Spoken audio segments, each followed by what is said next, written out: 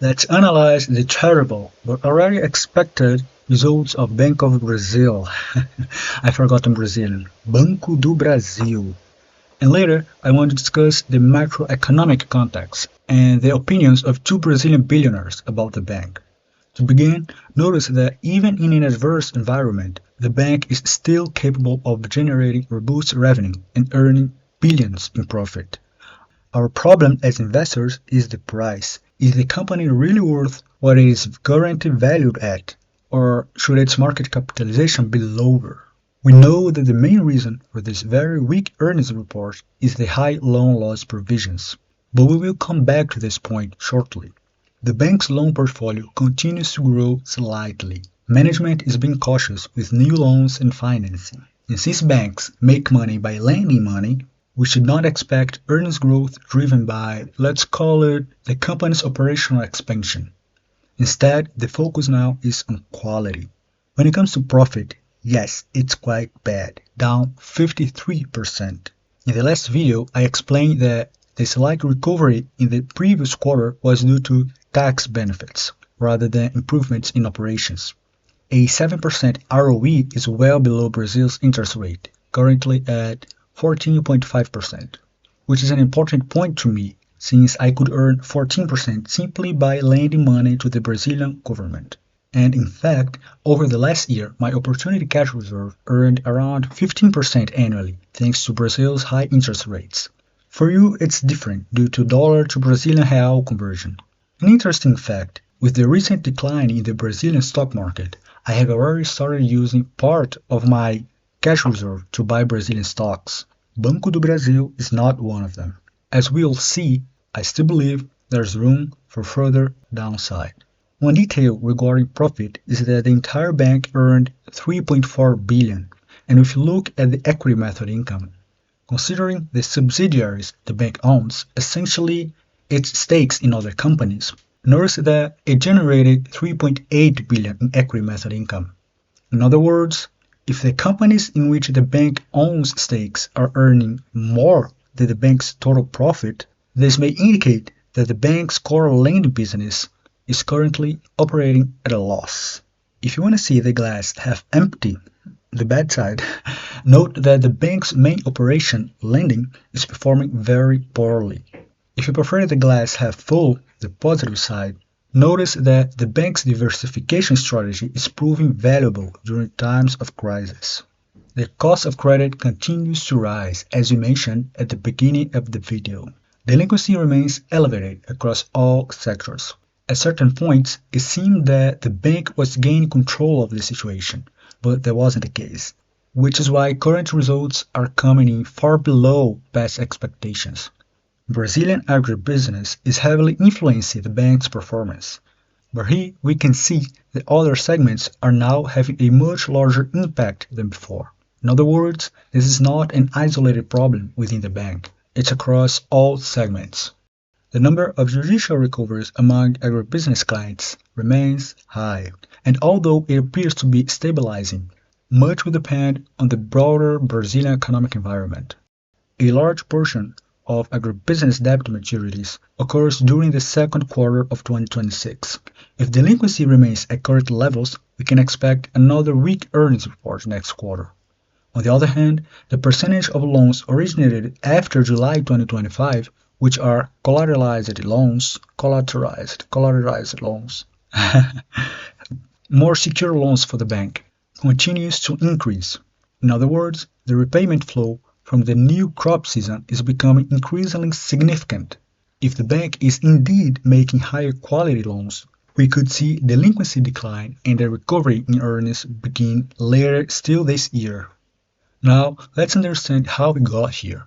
In 2022, we saw a major expansion in rural credit. Soybean prices and other agricultural commodities were high prices. Then the cycle started to turn.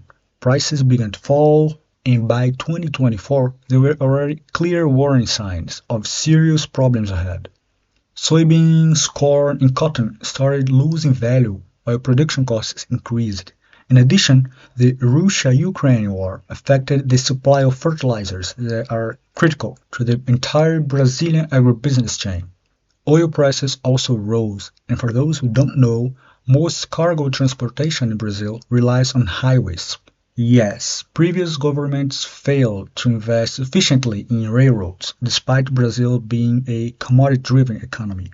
All of these factors forced rural producers to take on more debt to sustain production, ultimately impacting Banco do Brasil itself. And that brings us to the current situation, a perfect storm for Banco do Brasil. Banco do Brasil accounts for roughly 60% of Brazil's rural credit market. This translates into a 300 billion loan portfolio in Brazilian reais, the largest in the country. In other words, any fluctuation in commodity prices becomes a major headache. Interest rates in which the financing farmers depend on have increased significantly, making it difficult for them to sustain the investments they had been making. In addition, Brazil's National Monetary Council required banks to adopt a more sophisticated provisioning standards, including forward-looking assessments. In other words, banks must evaluate what could happen in the future and recognize part of those potential losses today. This forced the bank to increase provisions, which reduces profits, ROE, and ultimately our dividends. But yes, there is a solution. And to discuss that, I want to bring the view of two major Brazilian investors. I know, you might have thought of me, but no, I'm talking about Luiz Barsi Filho, the largest individual investor in the Brazilian stock market, and Lírio Parisotto, one of the largest individual investors in Brazil's stock market. Essentially, Barsi invests as Barsi, while Lírio Parisotto invests through his holding company. They hold opposing and important views regarding the company. Barsi continues to hold his Banco do Brasil shares. He argues that in 1994 the bank essentially collapsed due to hyperinflation and the Plano Real plan, the creation of Brazil's current currency, and the government had to rescue it. Therefore, Banco do Brasil cannot be allowed to fail. That is the core logic. On the other hand, Lírio Parisotto's argument is something like, okay, the bank can't fail, but if ROE is low and the cost of capital is high, there appear to be better opportunities elsewhere. In other words, Parisotto may be looking primarily at the next 12 to 24 months, while Barsi is certainly looking for 5 to 10 years ahead. Of course, this aligns with each investor's philosophy. In fact, Barsi is not currently buying more shares either, probably waiting for better prices. Meanwhile, Parisotto sold his position. So, for one major investor, the company is fundamentally cheap because of the cyclical nature of its main sector. For the other, earnings inconsistencies make alternative investments more attractive. In the end, there's no single correct answer. It depends largely on the investor's objective. Personally, I tend to lean toward Barsi's view. The company appears fundamentally cheap, especially when considering the long term, a potential recovery, and the eventual turn of the cycle.